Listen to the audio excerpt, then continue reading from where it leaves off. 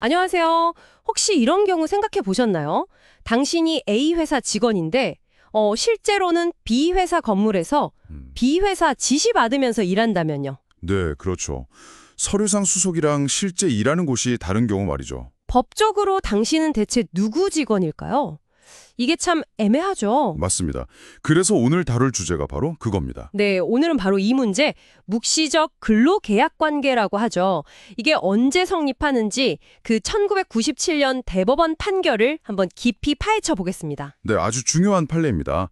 형식적인 계약서 너머에 실질을 보려는 법원의 시각을 잘 보여주거든요. 오늘 저희 목표는 당신이 이 복잡한 관계의 법적 기준을 좀 명확하게 이해하도록 돕는 겁니다. 네, 근로기준법 정신에 따라 진짜 사용자가 누구인지 밝히려는 거죠. 자, 그럼 그 판결 한번 자세히 들여다볼까요?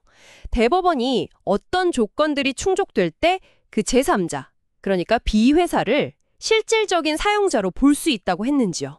네, 이 판결 요지를 보면요. 크게 네 가지 핵심 요건을 제시하고 있어요. 네 가지요? 네, 첫째는 당신을 원래 고용한 회사, 즉 원고용주가 있잖아요. 네, A회사. 그렇죠.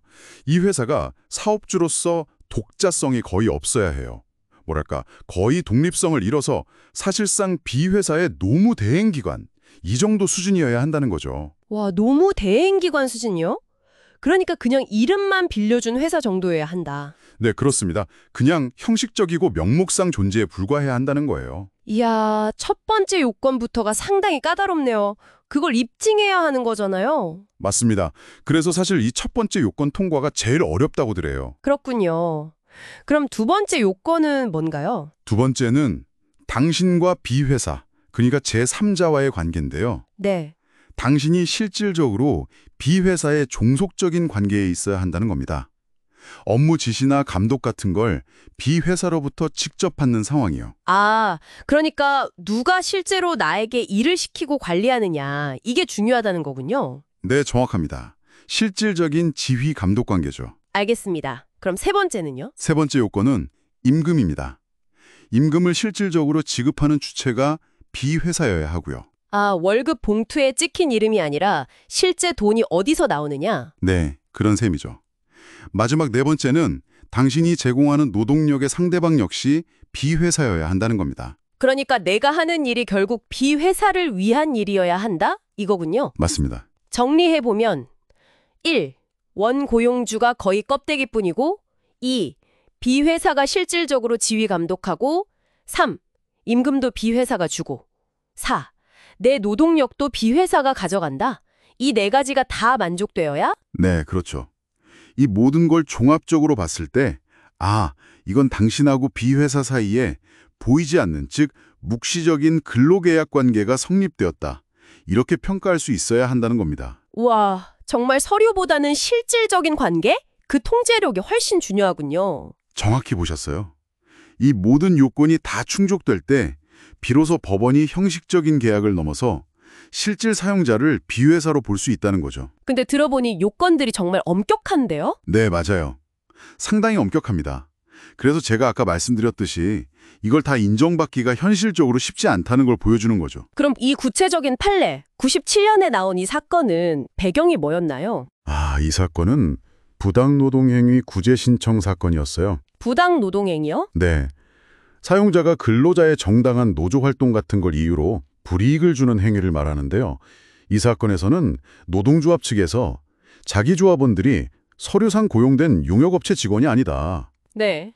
실제 작업이 이루어진 B회사, 판결문에서는 참가인 회사라고 불렀는데 이 B회사 직원이다 이렇게 주장하면서 바로 이 묵시적 근로계약 관계 법리를 내세웠던 거예요. 그래서 이 법리가 중요했던 거군요. 결과는 어땠나요? 노조 주장이 받아들여졌나요? 아니요, 그렇진 않았습니다. 대법원이 원심 판단을 그대로 유지했어요. 네, 해당 근로자들이 B회사의 근로자라고 보기는 어렵다. 이렇게 결론을 내렸습니다. 왜 그렇게 판단했을까요? 요건 충족이 안 됐다고 본 건가요? 네, 그렇습니다. 아까 말씀드린 그 네 가지 요건들, 특히 첫 번째 요건, 즉 원고용주인 용역업체가 그냥 형식적인 존재에 불과하다고 단정할 만한 증거가 부족했다고 봤고요. 그리고 다른 요건들도 충분히 충족되지 않았다. 이렇게 판단한 겁니다. 결국은 그 엄격한 법의 기준을 넘어서지 못한 거네요. 그렇죠. 이게 시사하는 바가 참 클 것 같아요. 네, 맞습니다. 이 판결은 실제 다양한 파견이나 하청, 용역 같은 근로 현장에서 이 법리가 어떻게 적용될 수 있는지, 또 그 한계는 뭔지 이런 걸 생각하게 만들죠. 형식적인 계약이랑 실제 관계 사이에 간극이 있을 때 법원이 어디까지 개입해서 실질을 찾아줄 수 있느냐, 뭐 이런 근본적인 질문 같아요. 네, 그런 질문을 던지는 판결입니다. 오늘 저희가 살펴본 이 대법원 판례는요, 이런 복잡한 고용 형태 속에서 진짜 사용자가 누구인지 판단하는데 아주 중요한 기준을 제시했습니다. 네, 그렇죠. 핵심은 역시 서류 너머에 있는 그 실질적인 통제력.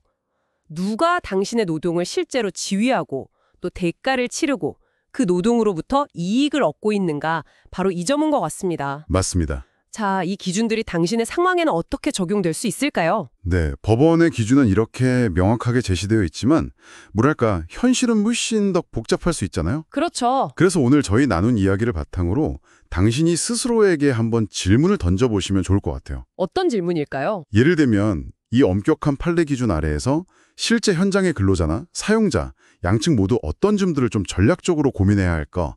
이런 거요. 아, 현실적인 고민이네요. 네. 그리고 또 이런 질문도 가능하겠죠? 과연 지금의 이 법적 기준들이 오늘날처럼 정말 다양한 노동 형태를 충분히 보호하고 또 잘 담아내고 있는 걸까? 네, 정말 중요한 질문입니다. 네. 이런 질문들을 한번 곱씹어 보시는 것도 의미 있는 시간이 될 것 같습니다.